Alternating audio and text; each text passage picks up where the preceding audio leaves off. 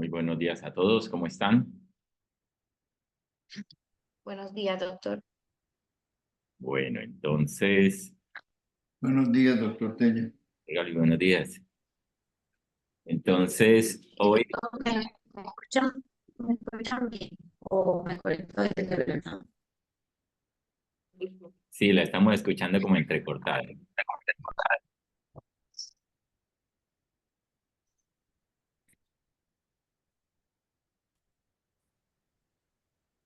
Bueno, entonces, bienvenidos todos. Hoy la doctora María Alejandra Pacheco va a revisar un tema que es interesante tanto para el área de oftalmología pediátrica como para el área de segmento anterior y córnea, que es la blefaroqueratoconjuntivitis pediátrica, que ha sido motivo de discusiones ya por varias décadas en cuanto a sus criterios diagnósticos, a si digamos, se diferencia de otras condiciones que conocemos, como la rosácea ocular en niños o la queratitis fliptenular, y que definitivamente pues, hay que tenerla presente porque puede tener secuelas visuales muy importantes. Y de vez en cuando vemos casos. Entonces, doctora, adelante, muchas gracias. Muchas gracias, doctor. Bueno, buenos días. El tema de hoy, como acaba de introducir el doctor Tello, es blefaroconjuntivitis pediátrica. Le puse en el título como existe un tratamiento adecuado, entre comillas, y ya vamos a ir desarrollando la charla para realmente responder esta pregunta. Entonces, antes de iniciar, de forma introductoria, aclarar qué es la blefaroconjuntivitis. La blefaroconjuntivitis se define como una enfermedad que es inflamatoria multifactorial que afecta tanto los párpados como la conjuntiva y tiene digamos que todas las manifestaciones generan un espectro clínico que se va a denominar blefaroconjuntivitis. Principalmente se afectan las glándulas de meiomio, hay una disfunción de las glándulas de meiomio.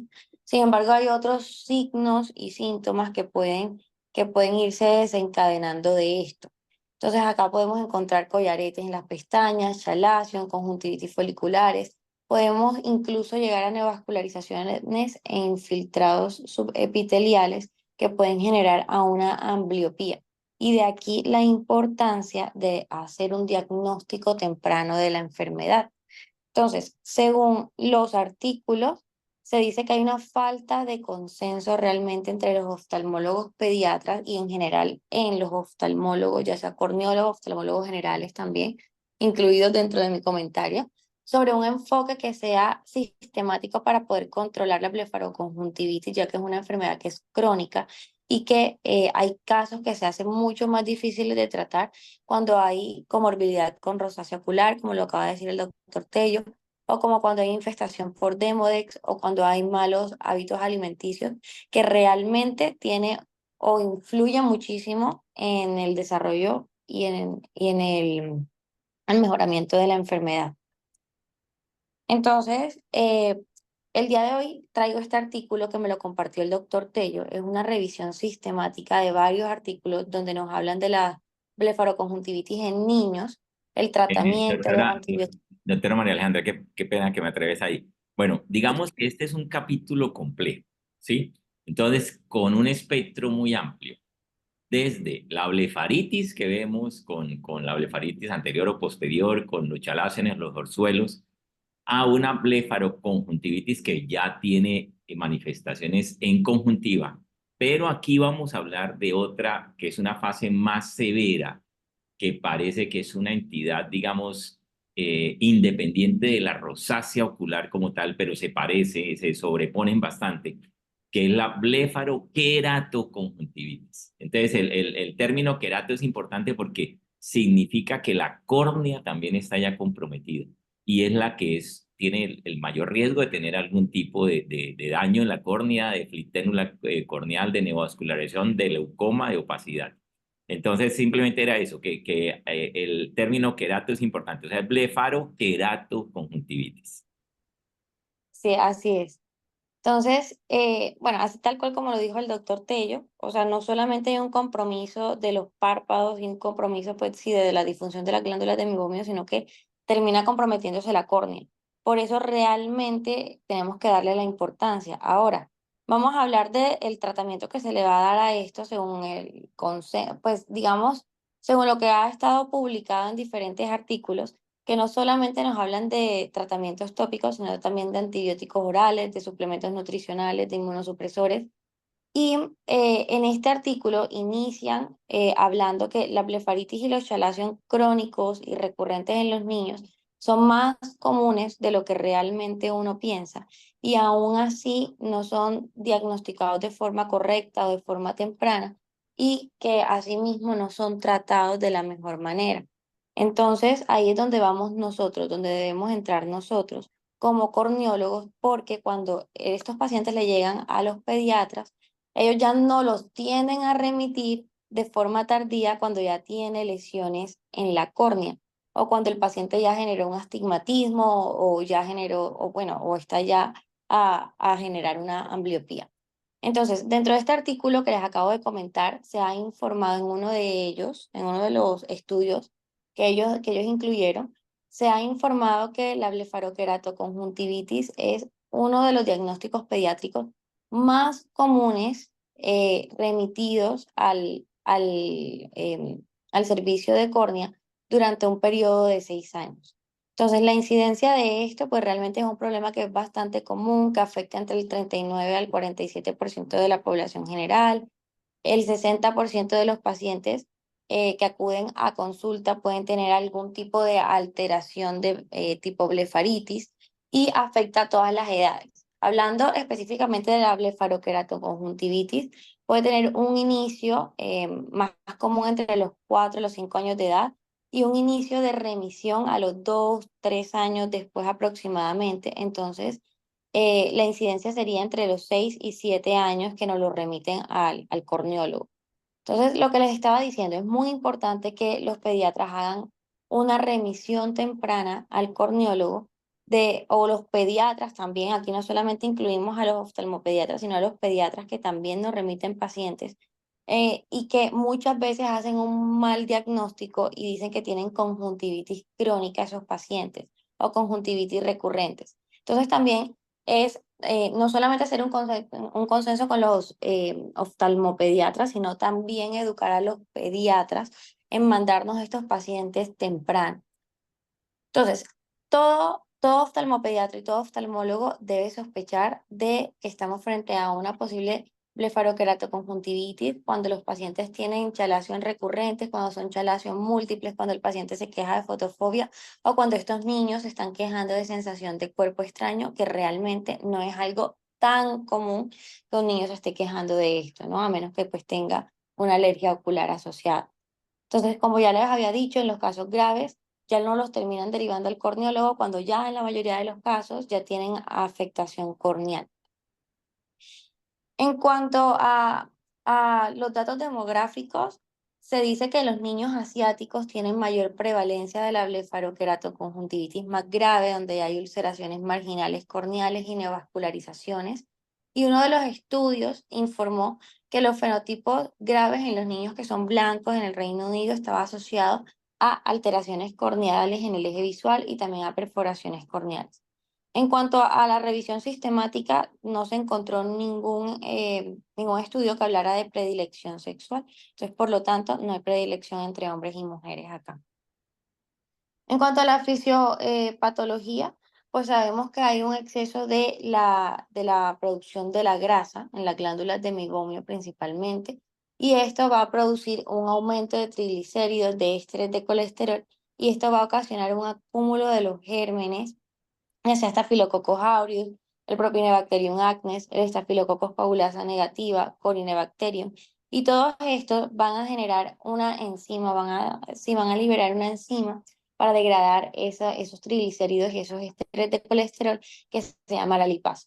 La lipasa va a hacer una descomposición de esa grasa, liberando ácidos grasos irritantes para el párpado.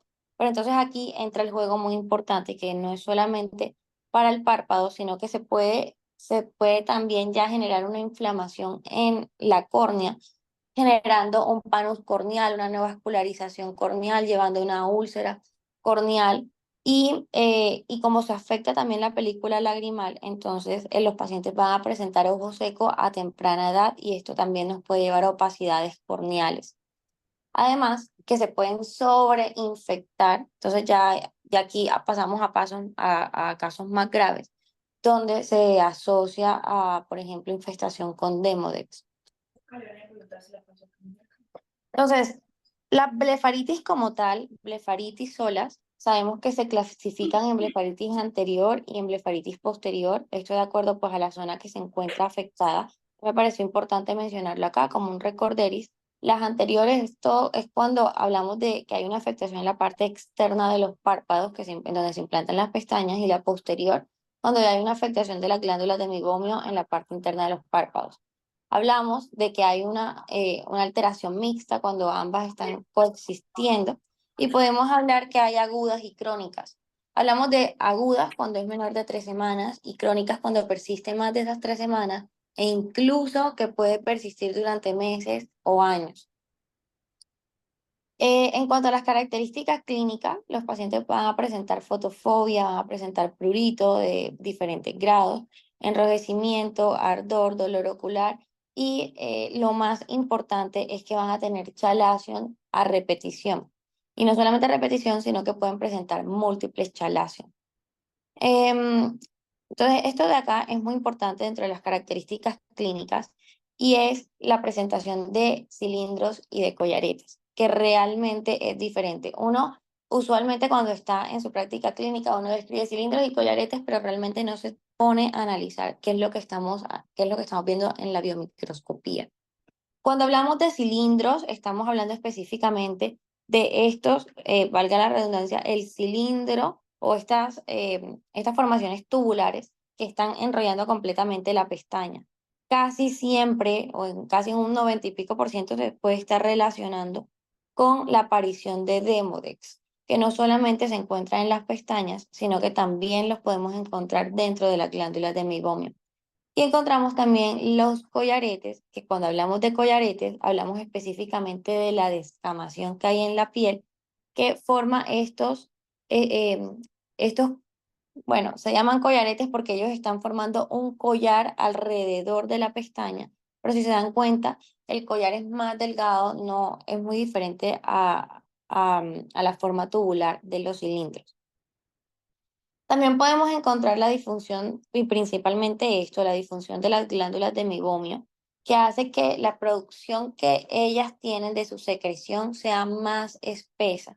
Esto va a hacer que se pueda tapar la boquita de las glándulas del meiomio, haciendo estas figuritas como circulares en la propia boca de la glándula de meiomio, y se va a asociar a telangiectasias, que lo que nos indica es que hay algo de inflamación en esa zona.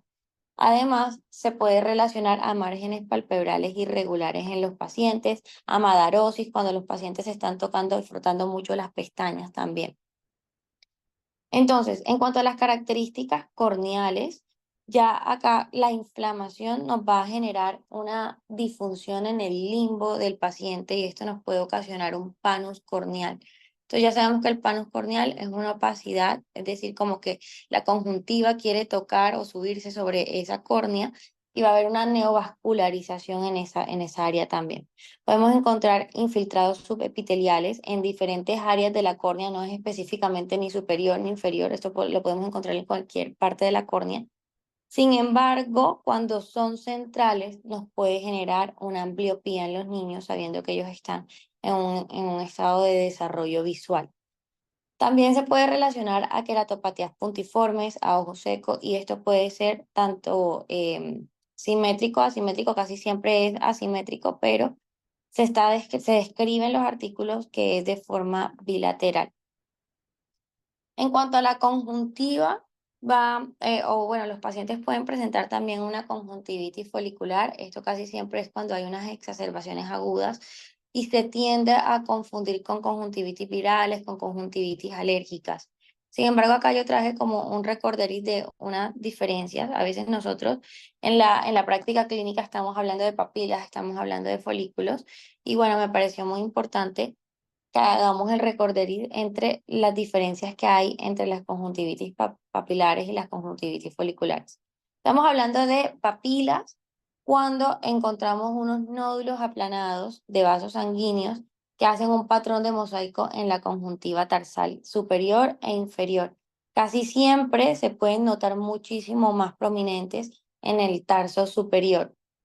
Hablando de los folículos van a ser unas hiperplasias de tejido linfoide. Estos no van a entrar aquí en la blefaroconjuntivitis. Entonces, realmente no debemos hablar de los folículos, sino de las papilas. ¿Por qué? Las papilas tienen muchísimas causas, entre esas las conjuntivitis alérgicas, las infecciones bacterianas, la utilización de lentes de contacto y alteraciones con cuerpos extraños en la córnea, pero dentro de eso también encontramos las blefaritis crónicas. Si nosotros nos podemos a ver la histología de ambas, vamos a encontrar que las papilas, a diferencia de los folículos, son, o sea, están formadas por un epitelio conjuntival que está hiperplásico y que dentro de esto vamos a encontrar un infiltrado inflamatorio crónico de linfocitos, de células plasmáticas, de macrófagos y de eosinófilos, porque están asociados a un cuadro que es inflamatorio. Entonces, en cuanto a las diferencias, podemos encontrar también que las papilas tienen un penacho vascular central, a diferencia de los folículos, que van a tener unos vasos sanguíneos alrededor, periféricos pues, del folículo como tal, y que son mucho más superficiales. Además que pues hay agregados linfoides en el estroma, etcétera, en estos pacientes. Entonces, cada que hablemos de blefaroqueratoconjuntivitis o de blefaroconjuntivitis, debemos siempre hablar de papilas en el tarso.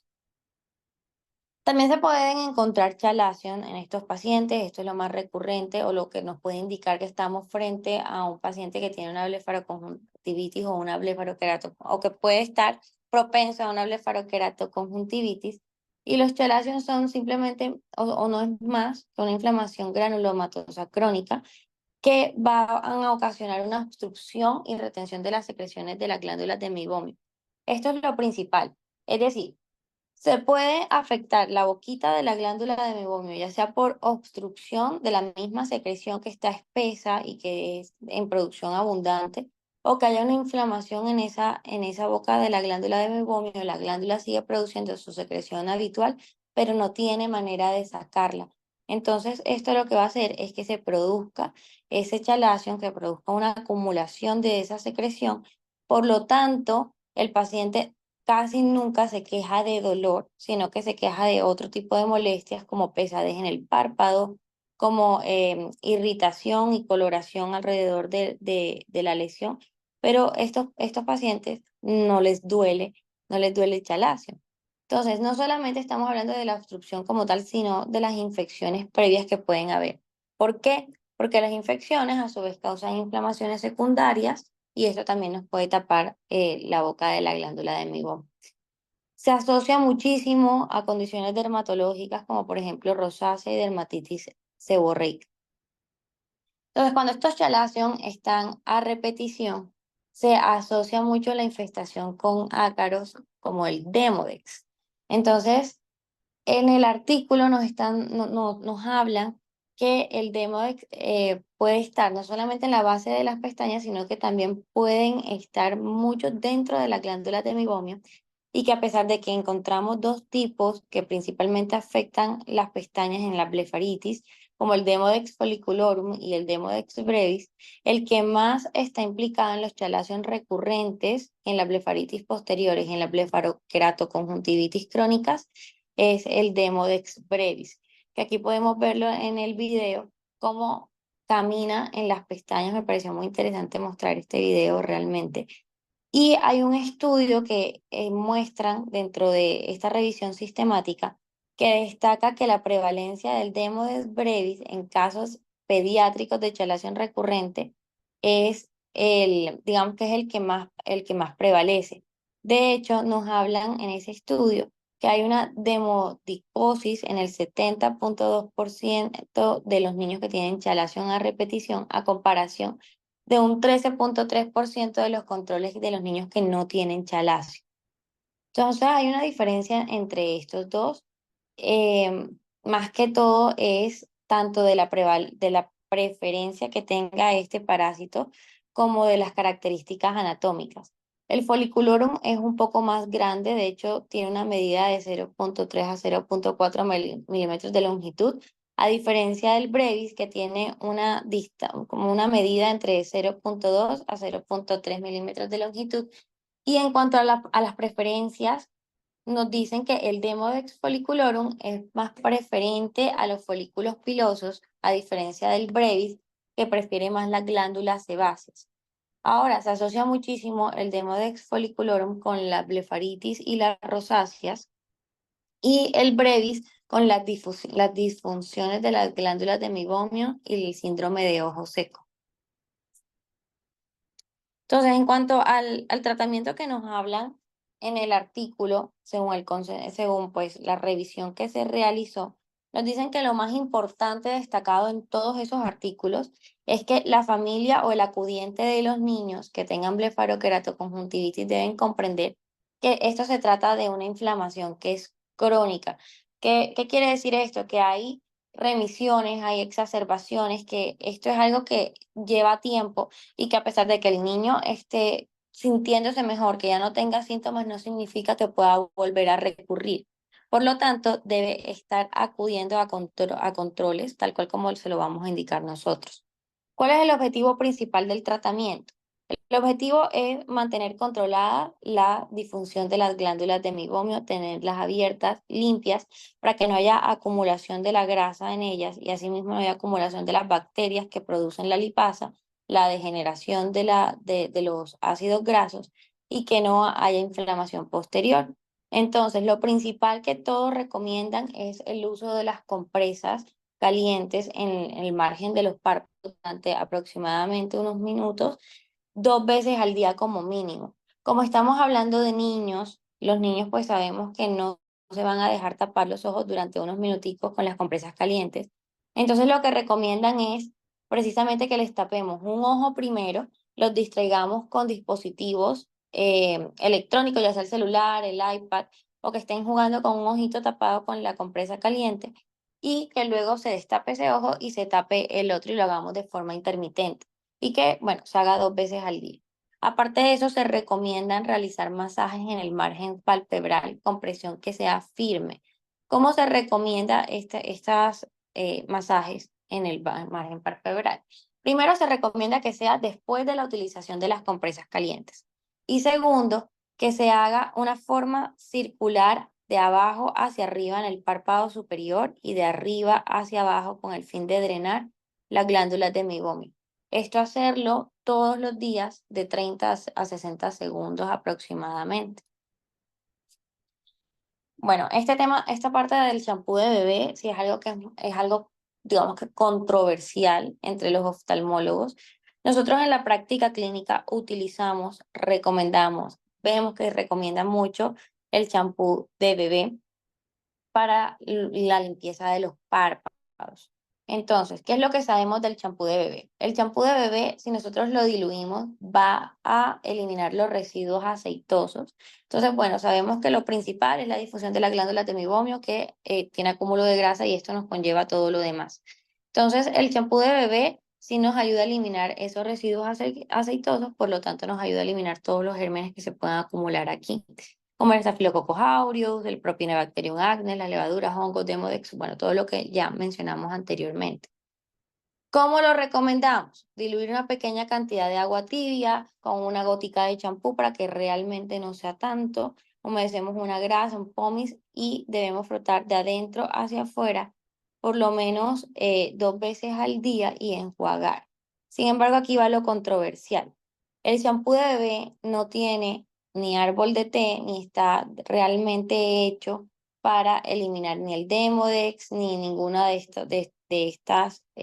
estos gérmenes que se pueden acumular en el párpado. Aparte de eso, puede irritar los ojos, puede generar una resequedad orbitaria importante, puede causar alergias y su eficacia es completamente limitada porque no está creado para esto. ¿Qué es lo que sí está creado y diseñado especialmente para esto. Las toallas y las toallas y champús oftalmológicos de limpieza.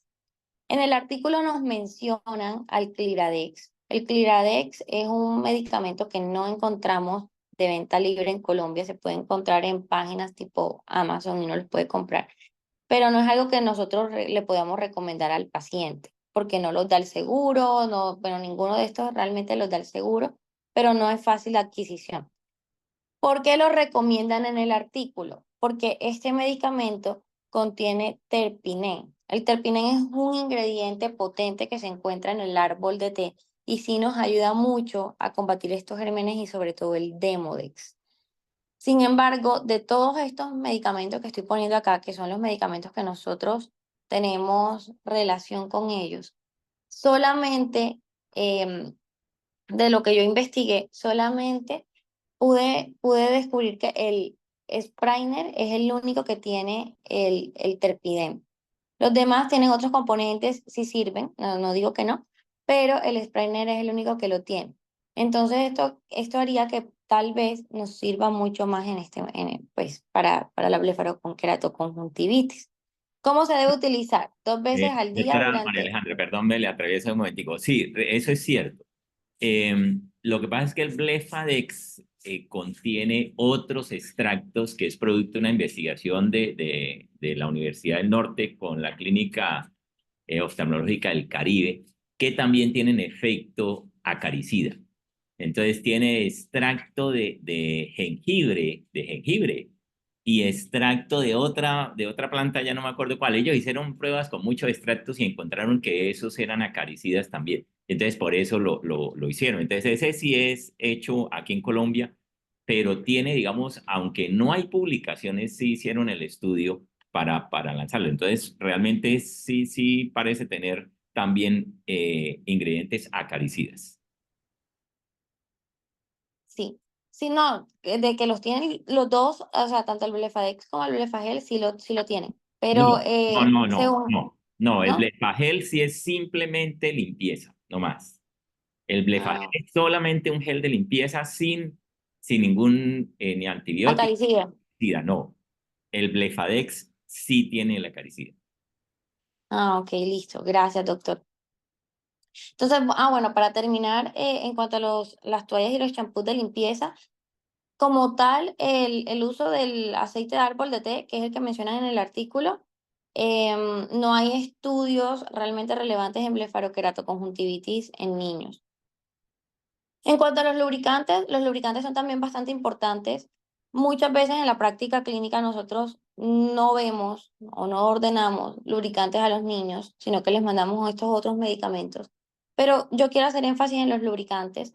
¿Por qué? Porque al haber una ausencia de los lípidos se va a prevenir la evaporación de la película lagrimal. ¿Esto qué es lo que nos va a conllevar a que los niños van a presentar signos crónicos de ojo seco? Por tanto, debemos recomendarles el uso de los lubricantes tanto en geles como en gotas y preferiblemente sin conservantes. Además, también se recomienda a los papás que cuando estén frente a los usos de los dispositivos, tener en cuenta que los niños disminuyen el parpadeo. Bueno, realmente los niños y los adultos también disminuyen el parpadeo con mayor frecuencia y esto también hace que haya una ruptura de la película lagrimal mucho más frecuente. Entonces, controlar el uso de los dispositivos. Y como recomendación adicional, ellos recomiendan que si existe la posibilidad, pues hacer también la recomendación de utilizar humidificadores en los lugares donde los niños estén jugando o donde estén durmiendo, porque esto nos ayuda también a mantener la película lagrimal. En cuanto a los ungüentos, bueno, específicamente en estos artículos hablan o mencionan a la bacitracina y la eritromicina, porque limita la colonación del estafilococos y de otras microfloras y que son seguros para usos prolongados. Sin embargo, nosotros en la práctica clínica no usamos la bacitracina ni la eritromicina. Usualmente acá nosotros estamos usando Trasidex y usamos de pronto la ciprofloxacina, pero estos tienen dexametasona. Entonces hay que tener mucho cuidado porque no los podemos mandar de forma prolongada por los efectos adversos que estos pueden tener. Incluso Se ha hablado también del uso de la terramicina. La terramicina es una oxitetraciclina más polimixina B que no debemos utilizar en el tratamiento de los niños. ¿Por qué? Porque esta, aunque sea de uso tópico, puede realmente absorberse a través de la piel y está contraindicada tanto en embarazadas como en lactantes y en niños menores de 8 años porque puede producir riesgos de decoloración permanente en los dientes y otros defectos en el desarrollo óseo. Entonces, esta no. En cuanto a los esteroides tópicos, encontramos esteroides o los podemos dividir en los esteroides de baja potencia y los esteroides de alta potencia. Los esteroides de baja potencia, después encontramos la fluorometalona 0,1% y el lotepregnol al 0,5%. Se indica que cuando los pacientes tengan síntomas persistentes y compromisos corneales, debemos iniciar siempre con los de baja potencia. ¿Por qué? Porque estos tienen un anillo de ceramida menos, lo cual hace que haya menor penetrancia intraocular y menos efectos adversos. Es decir, no hay riesgo de que la presión intraocular se aumente o que haya una formación de cataratas con estos medicamentos. Ahora, cuando estos no están funcionando, entonces ya debemos pasar a los esteroides tópicos de alta potencia, donde estaríamos hablando de la prednisolona. No se recomienda usarlos de entrada en la primera línea, solamente cuando está indicado, cuando están síntomas persistentes y compromiso corneal. En cuanto al uso de las ciclosporinas, la ciclosporina pues sabemos que es un inmunosupresor, es utilizado en diferentes condiciones inflamatorias oculares, como por ejemplo las alergias, y también está indicado en la blefaroconjuntivitis y en la blefaroqueratoconjuntivitis. Entonces, ¿cómo actúa? Ella va a bloquear la proliferación de los linfocitos T2 y asimismo la producción de muchas interleuquinas como la interleuquina 2, la 5, la 4, la 17, el factor de necrosis tumoral alfa, el interferón gamma y la eotaxina A. Entonces, todo esto lo que va a contribuir es a una reducción de la inflamación, mejoría de las glándulas de meiomio, mejoría de la película lagrimal y así la mejoría de la superficie ocular del paciente. ¿Cuál es el problema de la ciclosporina? Que arde mucho y que no tiene muy buena adherencia. Entonces, ¿qué es lo que nos dice el artículo en sí de la ciclosporina en los niños? Nos habla que hay uno de los artículos que hizo un estudio con ciclosporina al 2%. La que nosotros tenemos acá en Colombia es el Modusic A, que es ciclosporina al 0,1%. Entonces, en el estudio, ¿qué es lo que ellos hicieron? Tomaron 11 niños con blefaroqueratoconjuntivitis y utilizaron esta ciclosporina al 2%, utilizándola 4 veces al día durante más o menos 13,9 meses. La gota en este grupo de pacientes fue muy bien tolerada y no hubo recurrencia durante aproximadamente 10,3 meses en 8 de esos 11 niños, lo cual realmente fue un significativo. En cuanto a los antibióticos orales, los deberíamos utilizar en la blefaroqueratoconjuntivitis moderadas a graves. Realmente no existe una evidencia que respalde el uso en los niños.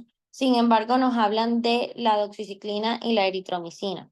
Entonces, hablamos de doxiciclina debido a que esta nos va a ayudar a regular la producción de los lípidos, a inhibir la inflamación, a reducir las bacterias en los párpados, precisamente por la reducción y el control de la producción de lípidos. Sin embargo, los efectos secundarios es que hay una dentición en menores de 12 años. Entonces, por lo tanto, la doxiciclina no va en niños menores de 12 años. ¿Cuál nos recomiendan acá? La eritromicina. La eritromicina sí está prescrito mayormente en los niños que tienen blefaroqueratoconjuntivitis graves y se debe dar en una dosis de 12,5 miligramos a 40 miligramos kilogramo día, dividirlo en 2 dosis al día y utilizarlo durante 7 semanas o a 12 meses de acuerdo a lo que decida el médico tratante. Pero también están estudios de la acitromicina oral. En los niños realmente hay muy pocos estudios de esto. Sin embargo, en el artículo nos comentan que la acitromicina oral más el uso de los medicamentos antiinflamatorios tópicos mostró buenos resultados en pequeñas poblaciones en un estudio de blefaroconjuntivitis en niños. En los adultos sí hay muchos más estudios. De hecho, hay uno que menciona que tomaron, o sea, le dieron a pacientes que tenían blefaroqueratoconjuntivitis, pero todos eran adultos, le dieron acitromicina durante 3 días de 500 miligramos vía oral y encontraron una mejoría clínica. Pues sabemos que la acitromicina oral es un macrólido, eh, y los macrólidos son bactericidas, son antiinflamatorios, sin embargo, también tienen efectos secundarios que hay que tener en cuenta, como efectos gastrointestinales, y que en usos prolongados está asociado a daño auditivo, que lo mencionan como reversible. Entonces, esto de acá podría ser muy útil, sin embargo, el estudio en los niños todavía no hay tantos, no hay suficientes todavía. Entonces, uno se pregunta, bueno, y si los niños no toman pastillas, entonces, ¿qué hacemos? En esta revisión sistemática nos hablan que diferentes estudios hablan o describen que hay un elixir oral de acitromicina que lo hacen en una dosis de 5 miligramos kilogramo día. Lo dividen 2 veces al día durante 4 a 6 semanas, y la indicación para darle acitromicina oral es que ya haya compromiso corneal. Como les acabo de mencionar, pues faltan datos que estén publicados que tengan alta calidad sobre el uso de antibióticos orales en los niños con blefaroqueratoconjuntivitis. Sin embargo, han empezado a adoptar como tratamiento. Y en cuanto a suplementos diarios, esto también es algo que nosotros usualmente en la práctica clínica no lo estamos implementando, no lo recomendamos, o no lo veo tan frecuente, y creo que es algo que sí es importante que empecemos a utilizar. Y es que la ingesta de alimentos ricos en ácidos grasos como el omega 3 y el omega 6 son bastante importantes para la disminución de los síntomas de superficie ocular. Entonces, ¿dónde podemos encontrar esto en la dieta? En atún, en el salmón, en sardinas, en nueces, en las semillas de chía, y tiene unas propiedades que son antiinflamatorias. Uno de los estudios nos muestra, digamos, un ensayo prospectivo, aleatorizado, enmascarado, donde tratan cápsulas orales de omega 3. Ellos lo dividieron en 2 grupos. Un grupo le dieron pastillas de aceite de linaza de 1000 miligramos 3 veces al día, y en el otro grupo utilizaron 2 pastillas de aceite de oliva como placebo. Al final, el grupo que se le dio las pastillas de linaza tuvieron una mejoría de la ruptura de su película lagrimal, tuvieron una reducción de la producción de grasa por parte de las glándulas de mibomio, o sea, disminuyeron su disfunción de las glándulas de mibomio y tuvieron una mejoría de su superficie ocular. Todos estos pacientes durante el estudio habían suspendido anteriormente cualquier tratamiento tópico o cualquier tratamiento oral, es decir, que solamente los trataron con las pastillas de linaza y tuvieron mejoría. Entonces, en los niños tenemos estudios de esto, pues realmente poquitos. Hay muy poquitos estudios donde hablen de la blefaroqueratoconjuntivitis pediátrica y el omega 3. Sin embargo, hay 2 estudios que nos recomiendan el aceite de linaza tomado como si fuera un jarabe. Y alternativas, si no tenemos ese aceite de linaza a la mano, serían los aceites de pescado, preferiblemente pescados silvestres. Y pues muy importante, de todas formas, resaltar nuevamente que aunque no hay evidencia clara en los niños sobre el uso del omega 3 y la blefaroqueratoconjuntivitis, sí es importante que destaquemos que los aceites de omega 3 sí tienen un efecto anticoagulante. Entonces, si nosotros le vamos a dar esto o vamos a recomendar el omega 3 en los niños y van a someterse a una cirugía, es mejor suspender ese omega 3 antes de el procedimiento quirúrgico. Entonces, en cuanto a las conclusiones que llegaron en el artículo, es que pues tanto los pediatras como los oftalmopediatras, como los corneólogos, no debemos pasar en alto la blefaroconjuntivitis, es decir, que nos remitan a nosotros la blefaroqueratoconjuntivitis cuando ya son síntomas recurrentes, porque pues se pueden agravar, y ya cuando nos llegan a nosotros con las alteraciones corneales, con ambliopía, con todo esto, pues ya es mucho más difícil tratarlos. Siempre sospechar de que es un niño que posiblemente pueda llegar a una blefaroconjuntivitis cuando estamos hablando de conjuntivitis crónicas o de chalación recurrentes. Las afectaciones corneales, bueno, pueden provocar ambliopía, sospechar siempre de rosácea ocular y de infestación por Demodex cuando estamos frente a estos cuadros, y siempre se debe educar al familiar del paciente y al paciente de la cronicidad de la enfermedad. Entonces, para ya finalizar, Pues en cuanto al tratamiento, se ha demostrado que la higiene adecuada de los párpados, el antibiótico tópico, los esteroides, la ciclosporina A, los antibióticos orales y los suplementos de omega 3 son bastante beneficiosos, a pesar de que faltan estudios todavía que sean de alta calidad para decirnos que la blefaroconjuntivitis en niños tienen algo estandarizado como tal. O sea, para responder la pregunta del inicio, no hay un tratamiento que esté actualmente establecido para la blefaroconjuntivitis, pero que todo esto que yo acabo de mencionar puede ser demasiado útil. Listo, eso es todo lo que les traía ahora. Bueno, doctora María Alejandra, muchísimas gracias. Yo quiero compartirles un par de artículos que encontré, de hecho, esta mañana, que me puse a mirar y encontré algo reciente, entonces voy a compartir pantalla. Ya se la... Entonces, digamos que, como lo explicaba la doctora María Alejandra, el detalle es que como esta patología tiene un espectro tan amplio y como es tan frecuente la blefaritis, se subdiagnostica la blefaroqueratoconjuntivitis. Ese es el problema. Entonces todo el mundo dice, no, el niño de los chalaciones, el de los orzuelos, y nadie le mira la córnea bien mirada. Y entonces cuando ya tiene el problema grave de la flicténula corneal o la cicatriz o de hecho hasta perforaciones, la neovascularización, entonces ya son secuelas que muchas veces son irreversibles. Entonces, ¿qué hay que hacer? La blefaritis es muy común, pero una blefaritis recurrente, con chalación recurrente, con orzuelos, hay que pensar que puede ser la fase inicial de esto que estamos hablando, de la blefaroqueratoconjuntivitis. Y eso es otro cuento. Esto no es una cosa sencilla, autolimitada, no. Es una cosa grave que puede llevar a pérdida visual permanente. Entonces, eso digamos es que es el mensaje de fondo. Y entonces, ¿qué es lo que pasa? ¿Cómo sabemos cuál es el caso que tenemos que ponerle más atención y cómo lo manejamos, cómo lo diagnosticamos y cómo lo manejamos? Entonces, el doctor Alejandro Rodríguez recientemente publicaron esta evaluación del diagnóstico. ¿Cómo definimos los criterios diagnósticos de la blefaroqueratoconjuntivitis pediátrica? Que el doctor Rodríguez y el grupo de Monterrey, junto con otros expertos reunió varios expertos, 16 expertos de todo el mundo, les hizo una encuesta y entonces, digamos que les voy a mostrar aquí unas imágenes muy sencillas. Bueno, primero, resulta que el Propionibacterium acnes le cambiaron el nombre, se llama Cutibacterium acnes. Eso pasa a veces, cambian la terminología. Y entonces el problema es que estos niños... Mándele, Alejandro, mándele decir a Donaldo. Sí, ahorita le mando a contar.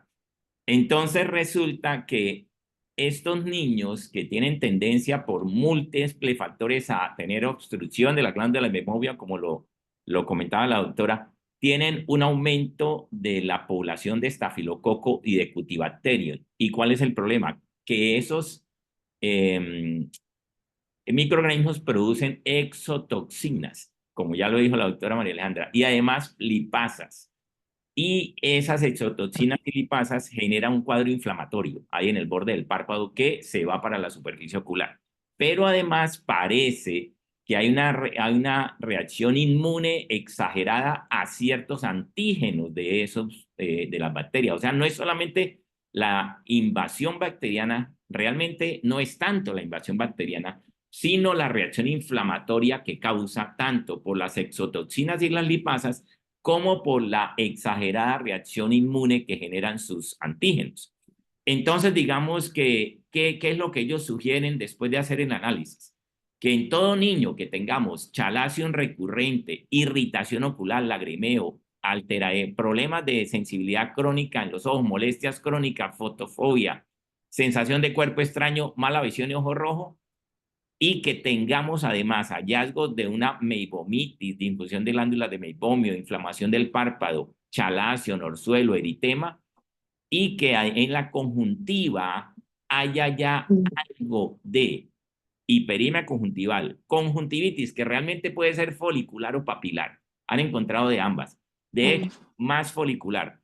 Y las flicténulas, que recordemos que la flicténula es ese nódulo inflamatorio vascularizado que puede ser en la conjuntiva pero también puede ser en la córnea. Entonces, si en la conjuntiva hay flicténulas, conjuntivitis con blefaritis, ese niño ya lo clasificamos como sospechoso de blefaroqueratoconjuntivitis. ¿Y qué pasa?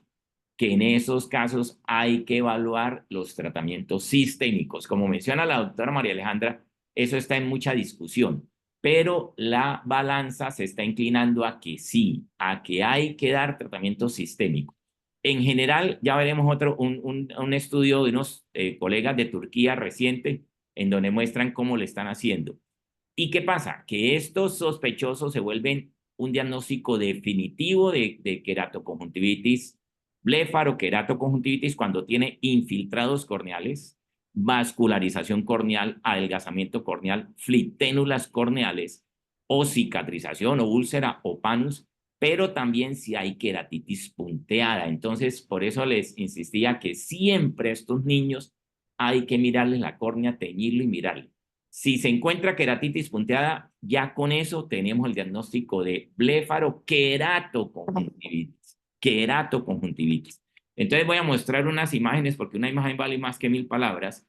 Entonces aquí ellos mostraron unas fotos de típicas, digamos, de los casos. Entonces aquí vemos una meibomitis y una blefaritis anterior. Llama la atención que los hallazgos de meibomitis no tienen que ser severos, o sea, no tiene que ser una meibomitis exagerada. Con una meibomitis leve o moderada ya tiene ahí suficiente carga bacteriana para disparar, ser el gatillo del cuadro inflamatorio y de crear toda esa cantidad de citoquinas que van a alterar la superficie ocular. Y además, pues los chalácenes y los orzuelos. Entonces después, ¿qué? Vemos la conjuntiva enrojecida, los folículos o las papilas y los infiltrados periféricos, que se parece, esto digamos estas condiciones tienen varios primos. Entonces, recordemos la queratitis catarral, las úlceras catarrales, son parecidas, son realmente la misma fisiopatología. Lo que pasa es que aquí está dentro de un cuadro más grande de lesión más severa. Entonces, si vemos infiltrados corneales periféricos, en un niño con una blefaritis y una conjuntivitis, también tenemos el diagnóstico de una blefaroqueratoconjuntivitis. ¿Qué es lo importante? Que este niño, si sigue con ese cuadro inflamatorio, va a terminar en las secuelas, que son estas que vemos acá y que nos han llegado, que hemos visto. Que son, bueno, aquí tenemos también los infiltrados que a veces, me pasé, los infiltrados periféricos que a veces tiñen estos puntos blancos en el limbo, como una limbitis. Y aquí están la neovascularización con flicténula. Recuerden que una flicténula, ¿qué es? En córnea, simplemente es un neovaso con un cuadro inflamatorio muy severo. Eso es una flicténula. Entonces, con una flicténula corneal ya tenemos el diagnóstico. Con queratitis punteada ya tenemos el diagnóstico de la blefaroqueratoconjuntivitis. Y tenemos que hacer algo para que no pase esto. Entonces vemos aquí que esas flicténulas llevan a cicatrización, a queratitis lipídica por acúmulo de lípidos por exudación de esos neovasos y a opacidades corneales y que son muy difíciles de manejar. Entonces digamos que lo importante es eso. Ahora, ¿a qué porcentaje le pasa eso? Es muy variable porque el diagnóstico de blefaroqueratoconjuntivitis todavía se está construyendo, como decimos, pero en general hay estudios que dicen que el 5%, otros que el 20%, o sea que afortunadamente no está en común, pero no es tan raro, no es tan raro, o sea que hay que tenerlo presente siempre que veamos un niño con blefaritis recidivante, con conjuntivitis crónica, porque eso no es que se pueda decir, no, otra vez el del chalacio, no, hay que mirar bien esa córnea para ver qué es lo que tiene. Y en cuanto al manejo, como les decía, está tomando fuerza el uso de la citromicina oral. Entonces, la citromicina oral, que viene en suspensión de 200 miligramos en 5 mililitros, se usa en niños en varias indicaciones, pero en algunas, usualmente solamente por 3 días, 10 miligramos por kilo. Pero en algunas indicaciones especiales se puede usar por mucho más largo plazo.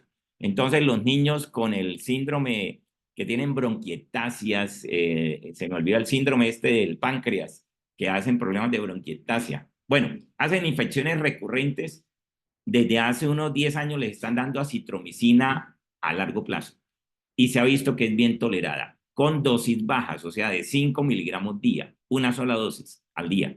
Y eso fue lo que hicieron, hay pocos estudios, cierto, pero estos colegas de Turquía hicieron en niños menores de 14 años, trataron 21 niños y tuvieron muy buen resultado, con control del cuadro inflamatorio corneal y de la sintomatología, poniéndole en principio moxifloxacina tópica por 2 semanas, loteprednol tópico por un mes, bajándolo, y después del loteprednol le pusieron ciclosporina a la dosis baja para mantenerlo.